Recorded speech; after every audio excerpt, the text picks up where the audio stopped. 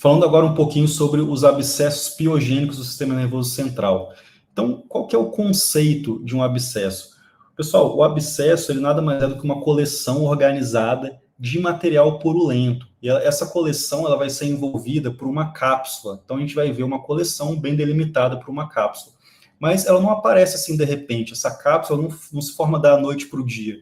Tem todo um passo a passo. Então, primeiro, a gente vai ter uma cerebrite. O que vai acontecer? A gente vai ter lá aquela infecção, por exemplo, por contiguidade, lá aquela sinusite, aquela otite, que levou o patógeno até o parênquima cerebral.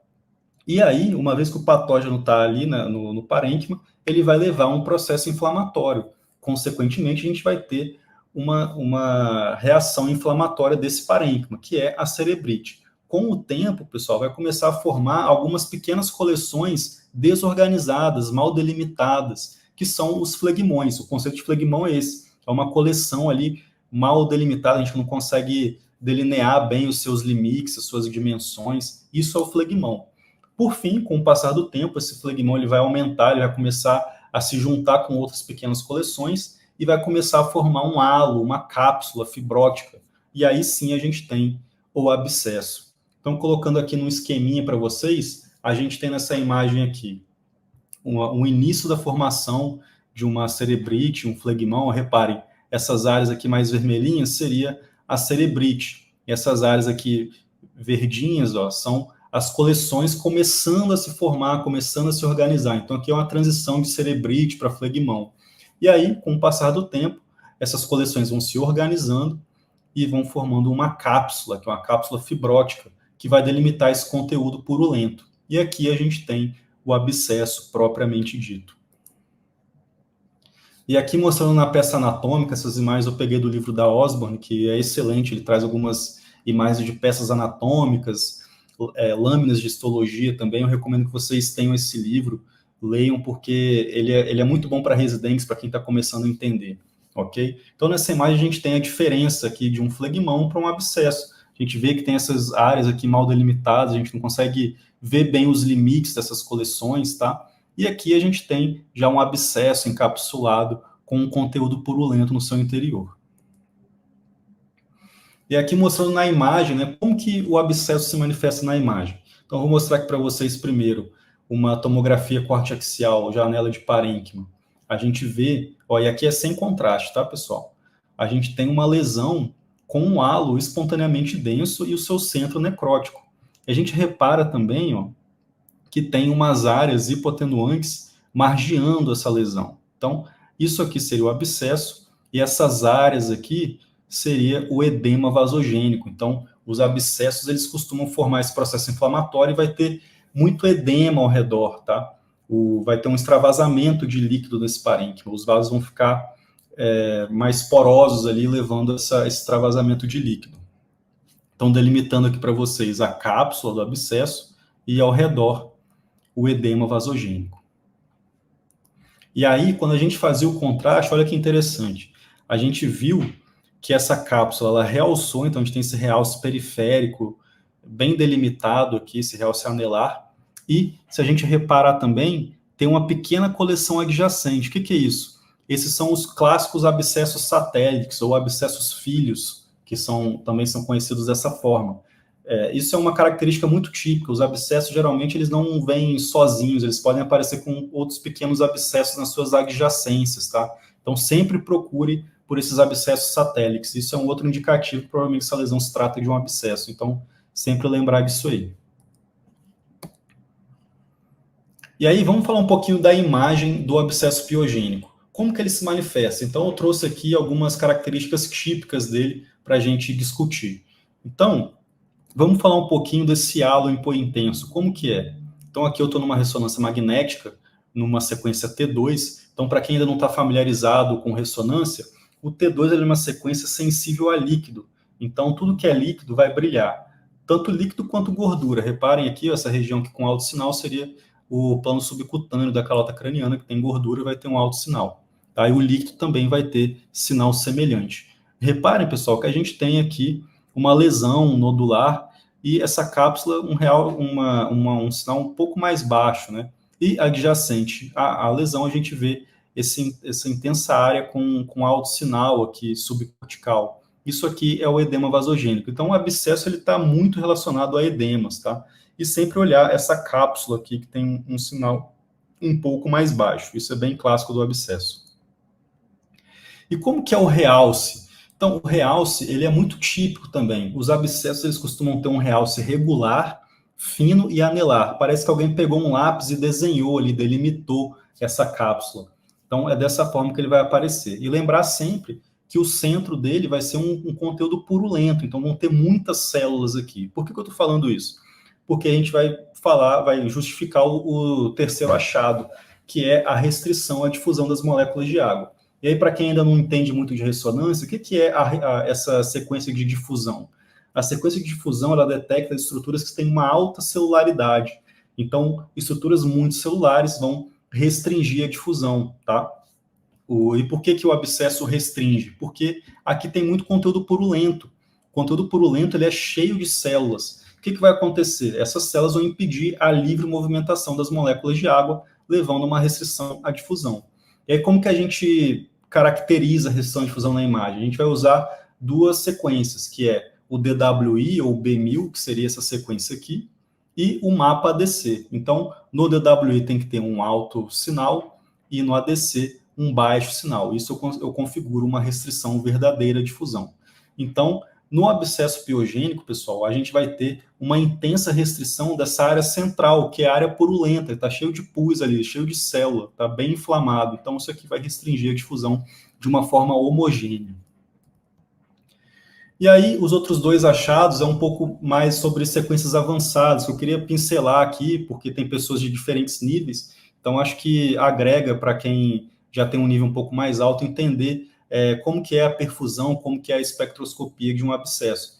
Então, a perfusão do abscesso, na sua área central, ele classicamente ele é frio. Por quê, pessoal? A perfusão, geralmente, ela detecta, ela está muito associada, né, a gente usa muito ela, para procurar tumores com alta agressividade biológica. Como assim? Os tumores com alta agressividade biológica, eles têm uma neoangiogênese muito profusa, muito protuberante, porque esses tumores, pela sua alta agressividade, eles vão crescendo muito rápido, e para eles terem esse crescimento muito rápido, eles vão formando novos vasos, e aí na sequência de perfusão, a gente vai ver essa área muito vermelha, muito quente, porque ali precisa de formação de novos vasos para nutrir esse tumor com alta agressividade biológica. E no abscesso não acontece, o abscesso ele é só essa cápsula com conteúdo purulento no seu interior, não tem por que ele ter uma perfusão alta. Então, no abscesso piogênico, a sua área central, geralmente, ela é fria, tá? A gente vai ver, ó, aqui nessa lesão, a gente vê que está bem escuro aqui, então a gente tem uma perfusão fria. E aí, uma sequência que eu acho muito importante, principalmente no contexto de diagnósticos diferenciais. Como assim? Muitas vezes a gente tem dúvida se aquela lesão se trata de um abscesso ou de um tumor. E aí a gente pode lançar a mão da espectroscopia, que ela é muito característica nos abscessos, tá? Como que ela vai se manifestar? Então, na espectroscopia a gente vai ter alguns metabólitos típicos no abscesso, que são os aminoácidos, tá? Nessa topografia de 0,9 ppm, o lactato, que denota aí uma anaerobiose, tá? E o acetato succinato. Então, se a gente achar esses patógenos, esses metabólitos na espectroscopia, é muito provável que isso seja um abscesso e não um tumor. E mostrando aqui, então, a imagem de espectroscopia, repara, a gente tem aqui essa linha horizontal, que seriam as partes por milhão, que seriam esses ppms aqui. E aí, cada metabólito se localiza em algum ponto dessas partes por milhão. Então, o aminoácido vai estar geralmente a 0,9, seria esse pico aqui, tá? O lactato, ele classicamente fica no 1,3, ou então a gente está aqui veio um pouquinho mais para frente, ó, essa aqui é a curva de lactato. E os outros dois, acetato e succinato, fica aí a 1,9 e 2,4. A gente vê que está bem nessa topografia. Então, a curva típica de espectroscopia do abscesso é dessa forma. A gente vai ter esses metabólitos muito característicos. Então, é uma forma da gente diferenciar de eventuais tumores e outras patologias do sistema nervoso central. E aí, para fechar essa parte de abscesso, eu queria trazer um artigo que descreveu esse sinal, que ele é muito característico, ele é relativamente recente, esse artigo tem cerca de 10 anos aí, eu deixei as referências aqui para vocês. Então, o que é o sinal do duplo halo, pessoal? Primeiro de tudo, o que é o SWI, para quem ainda não está familiarizado com ressonância? O SWI ele é uma sequência que ele é muito sensível ao campo magnético, tá? Uma sequência pesada em T2, muito sensível ao campo magnético, de forma que ele vai detectar para a gente conteúdos paramagnéticos, hemosiderina, que é a degradação final da hemoglobina. Então, hemorragias antigas ficam com essa cicatriz de hemosiderina, que vai ser detectado no SWI, por exemplo. Outra coisa que o SWI detecta são as calcificações. Todos esses metabólitos, eles se manifestam com um baixo sinal no SWI. E foi descoberto que os abscessos, eles acabam depositando ali, pela metabolização dos macrófagos, alguns radicais livres paramagnéticos nas suas bordas. Então, seria essa região aqui que está com um baixo sinal, delimitando a cápsula do abscesso. Tá? E outra coisa que o artigo fez, ele sobrepôs as imagens do SWI com o T1 pós-contraste. Eles descobriram que o local que é depositado esses metabólitos é na mesma topografia em que há o realce. Vou mostrar aqui para vocês. Então, aqui a gente tem esses abscessos aqui justapostos. Reparem como no T2 a gente tem essa imagem bem clássica do halo hipointenso, tá? E aqui no T1, o realce fino e anelar, pelo meio de contraste, e o nosso sinal do duplo halo. E aí, quando a gente faz a fusão dessas duas imagens, repara o que acontece.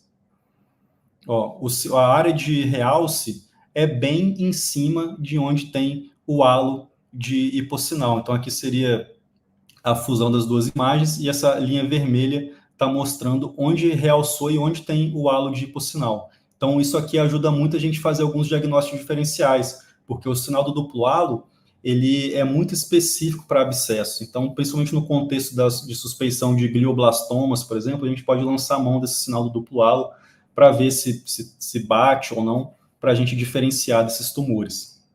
Vou mostrar para vocês aqui como que aparece, como que é uma imagem típica de um glioblastoma, que para quem não sabe, o glioblastoma ele é uma neoplasia glial da mais alta agressividade biológica do sistema nervoso central. Então ele é muito agressivo e é fundamental que a gente faça essa diferenciação, que tem muito impacto no prognóstico do paciente. Então a gente tem aqui um T2, reparem como é diferente daquela outra imagem, né? Então é uma lesão toda heterogênea, tem muito edema também, né? Mas a gente não delimita uma cápsula como no abscesso. E aí a gente vai para o contraste, olha a diferença também. Não parece aquele realce anelar desenhado a lápis, aquele é todo irregular, todo heterogêneo. Tá? E como que fica no SWI? O glioblastoma ele faz muitas áreas de necrose, tem muito sangramento ali. Então, lembrar, a hemosiderina, ela aparece no SWI, só que de uma forma diferente daquela deposição de paramagnéticos livres, como é no abscesso. Então, a gente vai ter aqui, ó, deposição de hemosiderina toda irregular, pontiforme, com um trajeto aqui mal delimitado. Então, ela é um pouco diferente do que a gente vê nos abscessos. E se a gente fizer a fusão das imagens, repara o que acontece.